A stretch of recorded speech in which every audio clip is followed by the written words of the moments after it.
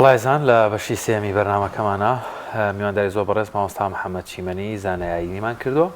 بۆ قسە و گفتوگۆکردن دەربارەی چۆنێتی مامەڵەکردن لەگەڵ کۆمەڵێک لە بوون و بە دیاریکراویش ئێستا بۆنەی سەری ساڵمان هەیە لە ڕوانگەیانی پیرۆزی ئیسلامەوە. مامۆستا محەممەدیان زۆر بەخێر بێت. مامۆستا محەممەد گەرچی کە ساڵ نوێ بێتەوە لە ڕووی ئیداریەوە لە هەرێمی کوردستان ئەمە ساڵە بەکارێنین ڕەنگە لە پاڵیشا پێش ساڵەکە بۆنەیەکی ئاینیە کە پێوەستە بە ئاینی مەسیحیەتەوە، بەڵام ئێمە لە نێو کۆمەلگایەکی مسلمانێن وەکو مسلمان ئاینی پیرۆزی ئیسلام چۆن ئامۆژگاریمانەکە کە چۆنی مامەڵە لەگەڵ کۆمەڵێک بۆنەیە بکەین حتا ئەگەر ئاینی خۆمان نەبن بەڵام پێوەست بن بە ژیانی ڕۆژانەوە. بەڵێ. بسم الله الرحمن الرحيم الحمد لله والصلاة والسلام على رسول الله وآله وصحبه ومن والاه. سپاس بۆ بەڕێستان، سپاس بۆ ئەو دەرفەتە و میدەوارم توانین سوودێک بە بینەرانی بەڕێزی شاشەکەتان بگەێنین. ئەڵبەتە ئێمە وەکو موسڵمان هەموو ئیش و کارەکانی ژیانمان هەموو هەڵس و کەوتەکان بۆ ئێمە دیاری کراوە و بڕاوەتەوە ئێمە تەقویمی خۆمان هەیە وەکو موسڵمان، وەکو خاوەن مەبدە، وەکو خاوەن دین، و ئەو دینەی ئێمە هیچ بابەتێک نییە کە قسەی لەسەر نەکردبێ و هیچ جانبێکی ئەم ژیانەی ئێمە فرامۆش نەکراوە لە ئاینی پیرۆزی ئیسلامە بۆ پێی دینێکی متەکامیلە و بۆ هەموو ژیان و بۆ هەموو تێکڕای مرۆڤایەتی هاتووە وما ئەرسەلناکە ئیلا ڕەحمەتەن للعالەمین. عالەم کورتترین پێناسەی سی وەڵڵا جگە لەخوا، یعنی ئەو دینەی ئێمە هەموو شتێکی تایە، بەرنامەی بۆ هەموو شتێک دانراوە. یەکێ لەو بابەتانەی کە ئەم دینەی ئێمە بە جددی قسەی لەسەر کردووە و جوان بەڕوونی باسی لێوە کردو مەسەلەی جەژن و ئاهەنگێڕان و خۆشی دەربڕین و ئەوانەیە. ئێمە وەکو موسڵمان وەکو بۆنەیەکی ئاینی دوو جەژنی سەرەکیمان هەیە و جەژنێکی فەرعیشمان هەیە. ئەو دوو جەژنە سەرەکیە بریتین لە جەژنی ڕەمەزان و هەروەها جەژنی قوربانی پیرۆز کە هەردووکیان لە دوای ئەنجامدانی دوو پەرستشی گەورە دێن. ئەمەش مانای ئەو ئەگەیەنێ کە ئێمە وەکو موسڵمان کاتێک جەژنمانە، کاتێک خۆشیمانە، کاتێک ئاهەنگە گێڕین، کاتێک دڵمان خۆشە بێت کە بتوانین پەرستشێکی گەورە ئەنجام دەین، چونکە ئەوەیە کە ئێمە بۆی دروست کراوین. خوا فەرمێ وما خەلەقت الجن والئینس إلا ليعبدون، من جن و ئینسانم تەنها و تەنها بۆ پەرستش و ئاودانکردنەوەی سەر زەوی دروست کردووە. جەژنێکی تریشمان هەیە، جەژنێکی فەرعی کە ڕۆژی جومعەیە کە مسلمانان تایە کۆ ئەبنەوە یەکتری ئەبینن، مامۆستا ئامۆژگاریەکیانەکە، ئیسراحەتێ بە دڵ و دەرونی خۆیان دەدەن. غەیری ئەمە ئێمە وەکو مسلمان وەکو ئەو کەسەی کە هەوێ مسلمانەتی هەڵگرتووە و لە نێو بازنەی ئیسلامایە جەژنێکی ترمان نییە. بەتایبەت جەژنێک کە تێک بگیرێ لەگەڵ ئاینەکەی تۆیە، بەتایبەت جەژنێک کە هی خەڵکانێکی تر بێ و بە فەرمی خەڵکانێکی تر خۆیان بە خاوەنی بزانن تۆ خۆت بکەی بە خاوەنی یان ئاهەنگ بگێڕی بە بۆنەی مناسبەتێک و کە هیچ ڕەبتێکی بە تۆ نییە و بەڕاستی جێگەی پرسیار لەسەر مسلمان ڕستەکە. باش مامۆستا لە سەری ساڵ بۆ بە بۆنەیەکی جیهانی و هەموو وڵاتە جیاوازەکان و نەتەوە جیاوازەکان و دینە جیاوازەکانیش پێیان وایە لە ماوەی شەوێکە لە ساڵێکەوە چنە ناو ساڵێکی ترەوە. بۆچی ئێمە خۆمانی لێ ببوێرین یاخود موسڵمان خۆی لێ ببوێرێ ئەوەی کە غەیری مەسیحیە خۆی لێ ببوێرێت تەنها مەسیحیەت خۆی بە خاوەنی ئەم بۆنەیە بزانێت؟ ئەخ دەستکەوتێک نییە هەتا ئێمە شەڕی لەسەر بکەین. یعنی ئێمە پێمان وایە ڕۆژ بە ڕۆژ هەنگاوێک لە مردن زیاتر نزیکە بینەوە. بەڕای من کەسێک ئاهەنگ بگێڕێکە ئامانجەکانی لە ژیانە جێبەجێ بوو بێ، لەو ساڵەیە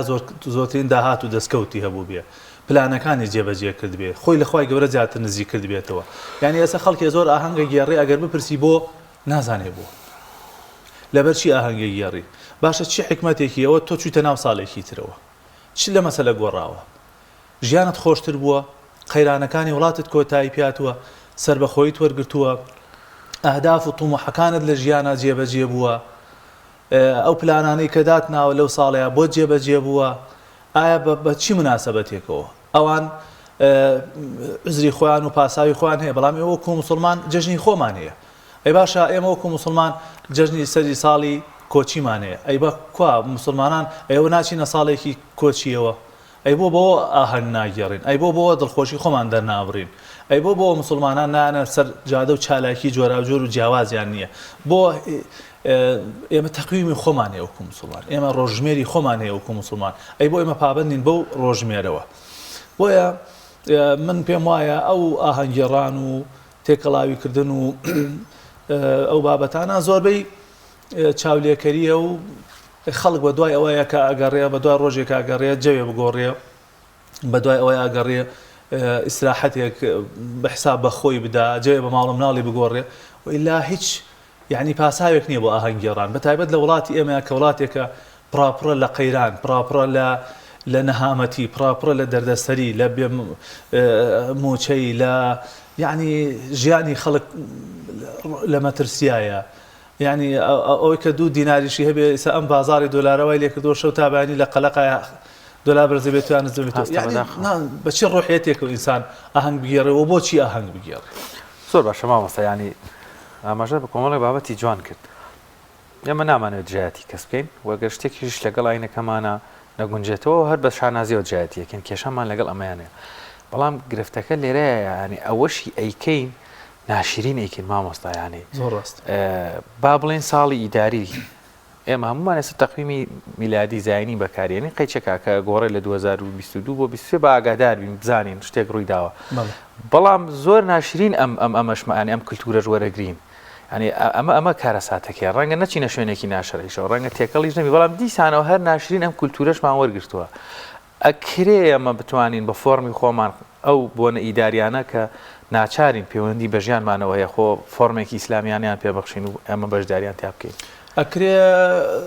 تۆکو مسلمان شتی جیاوازی خۆتەوێ ینی بۆ نمونە تۆ قسە لەسەرەوە بکەی کە ئەوە ساڵێک لە تەمەنت ڕۆشت تۆ لەم ساڵەیە چیت کرد لە خۆت بپرسیتەوە داهات و دەستکەوتەکانت چی بوو لەم ساڵەیە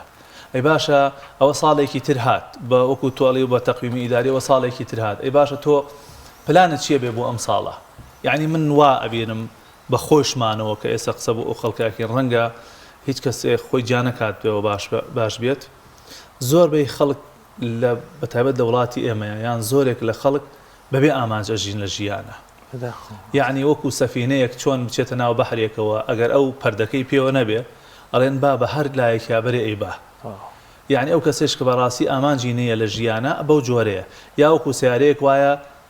سایقێکی نەبێ یان وەکو پەڕی مریشکێک وایە ئاوا لە شوێنێک کەوتوویە با بەکەی خۆی ئەم دیۆدیوی پێەکە وەرن با ئیش لەسەر ئەوە بکەین بڵین کاکە ئێمە ساڵێک لە تەمەنمان ڕۆژ چیمان کرد ئاوا یعنی لە ساڵەکەت وردەوە داهاتی ئەم ساڵەت چی بوو بەروبوومی ئەم ساڵەت چی بوو ئایا چەند هەنگاوێک چوویتە پێش ئایا توانیت کاتەکانی ئیستیغلالکەی ئایا توانیت ئامانجەکانت جێبەجێ بکەی ئایا توانیت شتێکی نوێ تازە تاقی بکەیتەوە لە ژیان تا چوزانم یعنی ئینسان دانشێ بەمانە بەڕاستی سەلەف پێشینانی ئەم ئومەتە بەوە هینانەکرد ئەیانوت کاکە من چۆن دڵم خۆش بێ ئەخر دڵم خۆش بێ لەبەر ساڵێکی تر لە تەمەنم ڕۆژ لە مردن نزیکە بمەوە هێشتا کۆمەڵی ئامانج و ئاواتماوەسا کە ساحەکە چۆڵ بوو یعنی نابێ بترسین لە هەنێک بابەت بۆ نمونە شەوی سەری ساڵ ینی بۆ ئیتر ئێمە ساحەکە چۆڵکەین مادام واقعەک هاتوۆتە پێشەوە یعنی ئاماژەت باباتێکی زۆر جوان کرد قەیچێکە من هەموو سەری ساڵێ یان با بڵێن بۆ بەیانێکی کە یەکیەکە شەوەکەی دوای نوێژی شاوتارێک هەبێ بەسەن هەموو مامۆسایان ینی گرو گەڕەگەڕە کۆڵا ئەوەی باسی دەکەی ئەم ڕێنمایانە ئەکرێ لە کاتێ پێشووتر دواتر ئینسان هەڵێ سەرەوە بکە کاکەوە ساڵێ لە تەمەنت ڕۆیشت ئەوە چیت جێبەجێ کرد ئاواتەکانت چەندێکی هاتە دی کاکە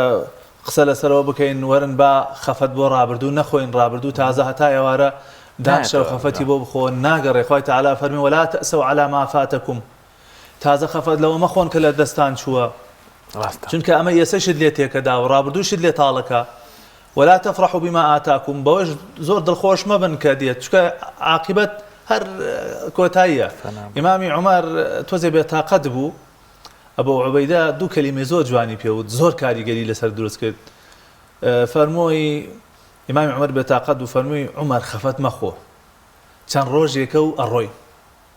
لە ڕاستیە لە ژیانە بێ واتێ بگەی ئێمە میوانین لەم جێگەیە ئێمە ئاوارین لەم جێگەیە جێگەی ڕاستەقینەی ئێمە بەهەشتە ئێمە دەرکراوین لەو بەهەشتە ئێمە چەند ڕۆژێکە و ئەی گوزارێنین کە ئەڵێم چەند ڕۆژێکە ئەی گوزارێنن خەڵک وا حاڵی نەبێ ئیتر دەست لە دنیا بشۆرین دنیاداری نەکەین بڕینە ماڵ و دەرگاکان لە خۆمان داخین هەر خەریکی عیبادەت بین نەخێر ئێمە کارێ سەرەکی لە کارەکانمان بریتە لە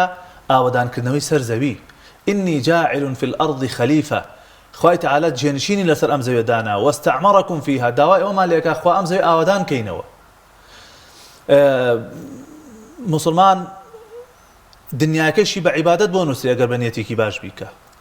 ئیسلام نافەرمێ بڕۆ بێکار و کاسبی لە ماڵەوە دانشە و پێت وابێ دیندارەتی ئەمێ نەخێر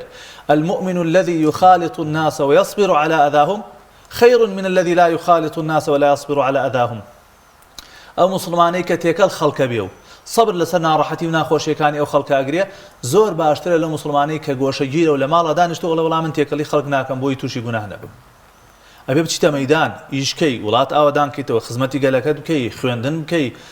هەنگاو بۆ بەدیهێنانی ئاواتەکانت بکەی ئەمە هەمووی دیندارێتیە هەمووی ئیسلامەتیە ئامانج بەشێکە لە ژیانی ئێمە ئەفەحەسیبتم ئەنەما خەلەقناکم عەبەثا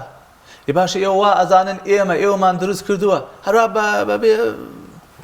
بەبێ ئامانج هەر بۆ خۆتان بخۆن و بخەون نەخێر بۆیە ژیانسازی جوان بەڕێوەبردننی ژیان ئیدارەدانی ژیان هەنگاونان بەرەو پێشچوون ئاوەدانکردنەوەی وڵات تێکەڵاوبوونی خەڵک زیادکردنی پەیوەندیەکانی کۆمەڵاتی ئەمە هەمووی دیندارێتیە هەمووی بەشێکە لە دیندارەتی ئێمە بۆیە کاتێککە ئێمەڵێن یعنی ئێمە بانگەشە بۆ ناکەین خەڵک گۆشەگیر بێ و ڕەهبانیت بکاو لە ماڵادانشێ نەخێر تێکەڵاو خەڵک بین پرۆژەمان بۆ داهاتوو هەبێ هەڵدەین ئێستەمان چاک بکەین ئیسلاح بکەین ماندوو بین بە خۆمانەوە ماندوو بین بە دەور بەرمانەوە بە ماڵ و منداڵمانەوە ئیسلام داوای ئاواکە بۆیە ئێمە لە کۆتایی هەموو ساڵێکە چاوی گێڕینەوە بە هەڵەوکەم و کوڕێکانمان چاکی کەینەوە چاوە گێڕینەوە بۆ محاسبەیەکی نفسی خۆمان واجبە حەقی خۆیەتی ئینسان سەیرە بکە ئەرێ ئەوە 12 مانگ تێپەڕی من ئەم 12 مانگە چیم کرد 5 دقیقە هیچ لە مەسەلەکە ناگۆڕێ ئینسان بیرێ لە خۆی بکات و بزانە لە خلالی ئەم ساڵەیە زۆربەی کاتەکانت بۆ چی تەرخان بوو باوەڕکە زۆر ئینسان ئیسفادەی لێەکە ئامی ژیانی تۆ بۆ چی تەرخان کراوە ئێستا بۆ نمونە کەسێک ئەکرێ تەمەنی بۆ نمونە 30 ساڵە 35 ساڵە 40 ساڵە ئەکری ئاوا سەیرێکی ژیانی خۆی بکە لە خۆی بپرسێ ئایا عامی ژیانی تۆ زۆرینەی ژیانی تۆ لە چیا سەرف کراوە بۆ چی سەرف کراوە بەرەو چۆ ئەچی ئەمە ضرورە ئێستا من خەڵکە ناسم بۆ نمونە لەوەتی من ناسیومە ئایا 10 ساڵە 20 ساڵە مەسەلەن بەس شوانە خوا نەخواسە من نامەوێت لە ئیشەکەی کەمکەمەوە یا بڵێم ئیشێکی خراپە بەڵام ئەکرێ بڵێن ئەم کەسە تا ئێستا ئەم 30 ساڵی تەمەنی هەمووی بۆ شوانەتی بووە کەسێک ئیشێکی ترەکە جولی ژیانی زۆربەی ژیانی داوەتە ئەو ئیشەکەی بڵێن زۆربەی ژیانی ئەو کەسە خەریک ئەو ئیشەیە تۆ ئێستا خەریک چیت ئەوە بوویتە 30 ساڵ ئەوە بوویتە 40 ساڵ ئەوە بوویتە 50 ساڵ ڕۆژ لە ڕۆژ بەرەو قەبرەکەتە ڕۆی بەرەو کۆتایەکەتە ڕۆی وەکو زانانە فەرمونون ڕۆژەکەت هەفتەکەت ئەڕوخێنێ هەفتەکەت مانگەکەت ئەڕوخێنێ مانگەکەت ساڵەکەت ئەڕوخێنێ ساڵەکەت هەموو تەمەنتە ڕوخێنێ تۆ ڕۆژ بە ڕۆژ بەرەو مردن ئەڕۆی بەرەو کۆتایهێنان بەم ژیانە ئەڕۆی پلانت چییە چیت کردووە ئامانجەکان تا چەندی هاتۆتە دی ئەی چی ئەەکەی بۆ داهاتوت زەڕورە ئینسان لە مناسبەتەکانە لە کۆتایی ساڵەکانە ئەم باسانە وەبیر خۆی بێنێتەوە پەشماڵ ساڵمە چێ ئێمە هەمیشە لە سەروبەندی ئەو بۆنەوە مناسباتە جیاوازانەیە مشتومڕێک لە نێوانمانە دروست هەبێت بۆچی ئەوە لە بۆنەوە مەراسیمەکانە ترسین کاتێ نەورۆزیە یەکێ لەگەڵیەتی یەکێ لەگەڵ یانیە یەکێ بە شیرکێ زانێ یەکێ بۆنەیەتی نەتەوەیە زانێ سەری ساڵی یەکێکەڵی ئاسایە پیرۆزبایی لەدایکبوونی مەسیح بکە یەکێڵی ئاسایی نییە یەکێگەڵە بەشداری ئاهەنگیان مەکە یەکێگەڵە ئەگەر بەنیەتێکی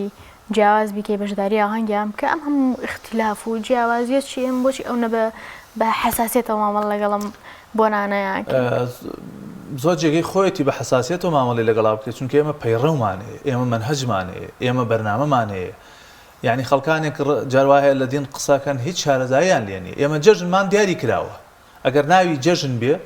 ئێمە جەژنمان دیاری کراوە ئەو بۆنانەیش بەپێی بۆنەکە و بەپێی ناوهێنانی و بەپێی ئەو جەژنە بۆچی ئەگێڕێ ئەوش قسەیە ئێستا ئایا وازانی ئەو عیسایی کە لە قورئانە باس کراوە هەمان ئەو عیسایەیە کە ئێستا بانگەشەی بۆ کرێ ئایا ئەو ئینجیلەی کە ئێستا خەڵکانێک ئەیپەرستن هەمان ئەو ئینجیلەیەکە بە نەسی قورئان ئەو ئینجیلە تەحریف کراوە ئەی باشە ئێمە ئیشکالمان لەگەڵ وایە کۆمەڵێک کوفرە کرێ خەڵکانێکن ئەڵێن مەسیح کوڕی خوایە ئایا تۆ پیرۆزبایی لەوەکەی وقالت اليهود عزير ابن الله وقالت المسيح عيسى ابن الله عيسى علين كري خوايا جولك غاوركان والين يتو چۆن تواني وابلي ان الله ثالث ثلاثه علين سيخوايا علين سيخوايا حتى علين او داري سنوبرش اماجه بو او سيخوايا بو يخلق يعني يموكم مسلمان اشكال مان ليه هي اما يعني ابونا من اي مسلمانان لو كورينتو اصلا كريسمس يعني شي لشي وهاتوا بويا اما وانا كومله بابت ربطان بعقيده وبيرو باورو هي اما كيشمان بو لو اني خلقك ضلي خوش بك او اتشت صالح يوني وتفاؤل وقشبينيه بينيه كابش جي خويت انسان قصي لسر بكلا كلا هاتو انسان بقشبيني وبرواني نك هين بلهم انا كومله بابتي عقيدين خلقاني قالن عيسى كري خوايا خلقاني قالن سي خوا هي لبروا إما إشكال مع لسر أو بابتانا هي أو خلافش كجنابة فرمزور بيبو أو أقريته وآية أما كده بيبوتي الججن آية كده مسلمان آهنگ بو أو بجيرية آية أماش إيش أصل وأساس يكيني يستو نروز بكو كود خود بخاونة زاني أو من بزانم هر لإيران ولا طاجيكستان ولا أفغانستان ولا باكستان وهم بخوي بخاونة أذربيجان وتركيا تأسيك لأنه بوتو هي كيا وي إما لين یەکەم بە دەرەجەیەک ئێمە لە بۆنەکانی بۆنە ئیسلامەکان دڵخۆشە بین لە جێی خۆی ئیحتیمام و گرنگی بایەخی پێ ئەدەین و بەڕاستی جێی خۆی مسلمان گلەی لە مسلمانانیش بگری ئایا ئەوەندەی گرنگی بەم بابەتانە ئەدەین گرنگی بە بابەتە ئاینیەکان ئەدەین گرنگی بە مناسبەتە و ئەو ڕووداوە گرنگانە دەین کە لە مێژووی ئیسلامە هاتووە کە ئێمە شانازی پێ بکەین بێگومان نەخێر کەم کەسێ بزانێت ساڵی هیجری ئیسا كي أجوري لما يجنا أجوري مثلا صالح هجي شيا زيادة إما جرينجي با أو بونانا دين كلا ولاتاني أوروبا ودي إن جل لا كتير إموكم مسلمان أترسين براسي أترسين خمان بشوبينين با خلقاني كي غيري مسلمان كبيغمر صلى الله عليه وسلم فرمي من تشبه بقوم فهو منهم هر كسي خوي بشوبيني با هر قالونته قوم ملتك هو حسابي أواني لقلا كده سوادي أوان زيادة كا الرشي أوان زيادك زوري أوان زيادك لبرو مسلمان جيكي خويتي لهمو مناسبتك هالو يستبكى بزانه تاچني اما دروسته تاچني دينكي رغي بيداوا يعني من بتوالي مس ام اهنگيران و تيكلاوي بيبياو افرتو خوشي دربرينا چي بو ام ملته چاره سركا كام ناسور مان كمكاتو كام ناراحته كان مالك ولا كاتو كام خفته كان مالك ولا بيتو كم قيران من بو چاره سركا اسمه صابتك الله قال لجيش رمضان قربان شهابه حرام ادي مالين بابا ضابط كواتي ما شواز الركاري مراسم وهنگ كان من ركينا ولوانه من جگە لەوەیکە تێبینی مەسەلەن سەر تێکەڵاوی و ئەو ئاهەنگێڕان و ئەو شتانە هەیە ئەسڵی مناسبەتەکەیش گرنگە تۆ بۆچی ئاهەنگی گێڕی باشە بەڵسا مادەم خی گەورە فەرمی وجعلناكم شعوبا وقبائل لتعارفوا بەڵێ باشە ئێمە چۆن بتوانین لەگەڵ بۆنەوە مەراسیمانەی ئەو گەلوونەتەوە جیاوازانەیە مامەڵە بکەین ناویان بنین چی مەراسیمیان بۆ بگێڕین و پرۆژێکی سەیری بکەین ئەو لە وڵاتی خۆی هەرچیەکە ئازادە و هەر کەسێکیش غەیری مسلمانە هیچ کەس زۆری لێ نەکراوە لا ئیکراها فی الدین زۆرکردن لە دینە نییە کابرا بۆ نمونە بۆ خۆی مەسیحیە چۆن بیر و باوەڕی چۆنە ئازادە بۆ خۆی چۆن بیرەکاتەوە چۆن ئاهەنگی کێڕێ بەڵام تۆکو مسلمانێک نیشانەی پرسیار لەسەر مسلمانێکە دروستە بێ ئەڕۆی ئاهەنگ ئەگێڕی بە بۆنەی کریسمس و بە بۆنەی مناسبەتێکەوە کەڵێن عیسا کوڕی خوایە کەڵێن سێ خوا هەیە ئەی تۆ ئەمە دژایەتی دینەکەتەکە قل هو الله ئەحەد خوا تاک و تەنایە تۆ ئەلێ نیشانەی پرسیارەکەوێتە سەرت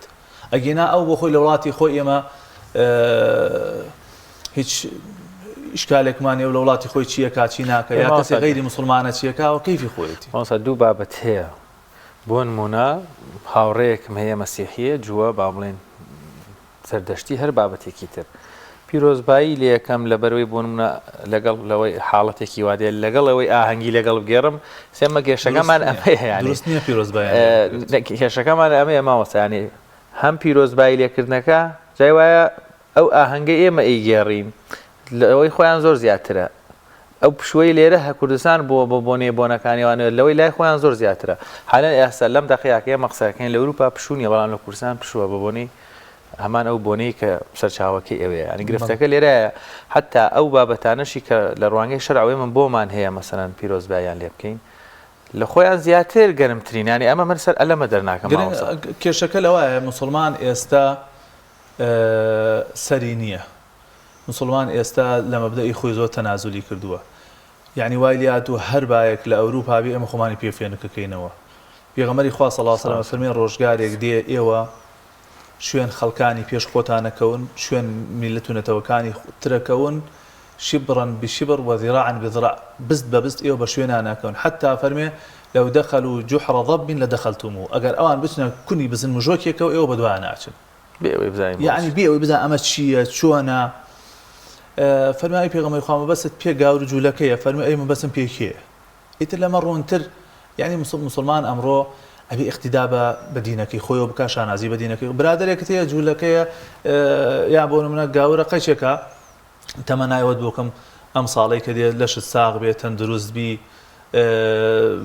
ژیانت خۆشتر بێ لە بەڵام موسیبەت دوور بی کۆمەڵی قسەی ڕێک و پێک و جوانی بووەکەی قەچێکە بەس وەکو پیرۆزبای لێکردن وەکو دڵخۆشی دەربڕین بەو کریسمس و بەو ئیدعانەی کە ئەکرێ خۆ بۆ مسلمان ناکرێت باش مامۆستا جاری وا هەیە کەسێک مسلمانی شاڵێ من بە بۆنەی یادی لەدایکبوونی عیساوە ئەم ئاهەنگە ناگەیانمیان بۆنی کریسمسەوە شتە ناکەم بەس لەبەری لە ساڵێکەوە چونێتە ساڵێکی تر هەندێک دڵخۆشی خۆمان دەربڕین و ئەچینە دەرەوە وانە ئەو قسەوانە ئەی بۆ نمونە لە ساڵی هیجریانەی کرد هەیە لە هیجری شایکە مەسەلا شەرعیەتی پێدا بەخوا کەم وایە ئەگەر بۆ نمونە کەسێک بۆ خۆی بۆ نمونە لە عوتڵەکەیە بە فرسەتی ئەزانی ئەڵێ مەسەلەن گەشتێ بە مناڵەکانم بکەم کوڕی ئیسراحەتێکیان دەمێەوە بە پێی نیەتی کەسەکە ئەگۆڕێ بەس تو ئەگەر لەبەر ئەو ئاهەنگ بیێڕی لەبەرەوەی کە بەبوونی ئەو مناسبەتەوە کە باسم کرد ئەو وەکو مسلمان دروست نییە بەڵام تۆ بۆ خۆت عوتڵەیە بە فرسەتی ئەزانی جێوێ بە مناڵەکانت بگۆڕی دڵیان خۆشکەی مەسەلەن سەفەرێکیان پێ بکەی ئەوە مامۆستا منە لێرە بەڕاستی قازی نین فتوا بم بەڵام لە نێو کەوانەیەکانی حکومەتەکەی ماوە هیچ مسلمان نییە بۆ کافربوونەکەی من نازانم بەڵام دڵنیام لەوە مسلمانێتی ناکا دەنا ئەو گڵۆپانەی کە بۆ ئاهەنگی یادی لەدایکبوونی مەسیح وە سەری ساڵ دانراون بەس وزەی ئەو گڵۆپانەی قوەی کارەبای ئەو پارەی لەو گڵۆپانە سەرف کراوە توانم بڵێم ڕەنگە کارەبای چەند گوندێک بە درێژای 1 ساڵ لە کوردستان ڕووناک بکاتەوە نمونەیەکی زۆر بەسیط لە یادی لەدایکبوونی پێغەمبەر ئیسلام درودی خوای لەسەر بێ مناڵ هەیە شتێکە تەقێنن بڕوات هەبێ دامەزراوە میریەکانی ئەم هەرێمی کوردستانە دوکان بە دوکانە گەرن بە چاوی سەر بە چاوی حەی خۆم بینی و مەشایەت بووم دوکاندارەکەیان گرتووە مەمنوعە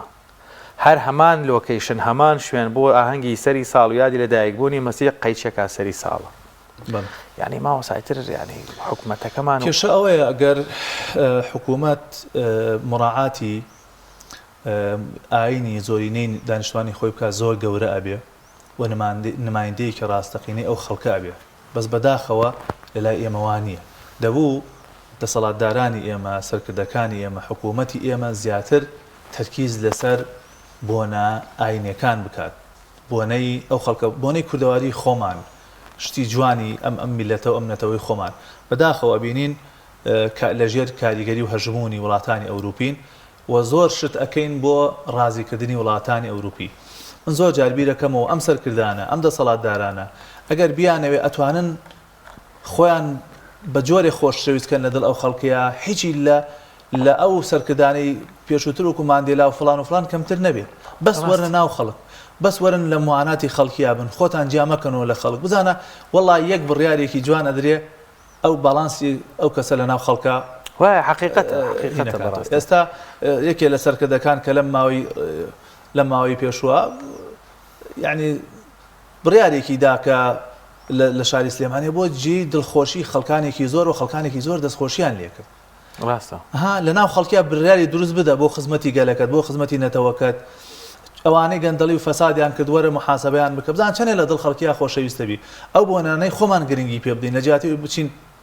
بۆنەی خەڵک و وڵاتانی تربێنین لێرە خەڵکی خۆمانی پێوە مەشغوڵ سپاس دەکەین مامۆستا محەممەدگیان دەستکانت خۆش بێ شتێک ماوە لە دڵ تا بێ و پێویست پێ بیڵێ وڵی من هەر ئەوانە ئەڵێم لە خاڵی کۆتایی و قسەی کۆتایە ئینسان هەمیشە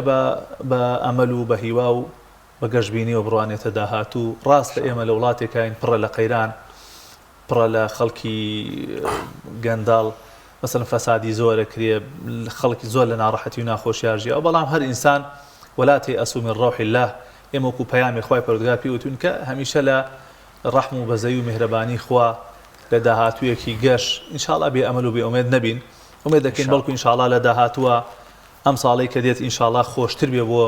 گەلەکەمان بۆ نەتەوەکەمان بۆ شارەکەمان بۆ هەموو خەڵک ئینسان بە گەشتبینیەوە بژێ بەڵکو ئینشاڵڵا تەفاعلوا بالخەیری تەجیدوه ئینشاءڵڵا سەکان خۆش بێ مامۆستا زۆر سپاس بە بەڕێز مامۆستا محەممەد چیمەنی زانایانیان تەوەرە لەگەڵمان نابوو عەزیزانم ئەندازەیە کۆتایی بەرنامەی ئەمڕۆمان بوو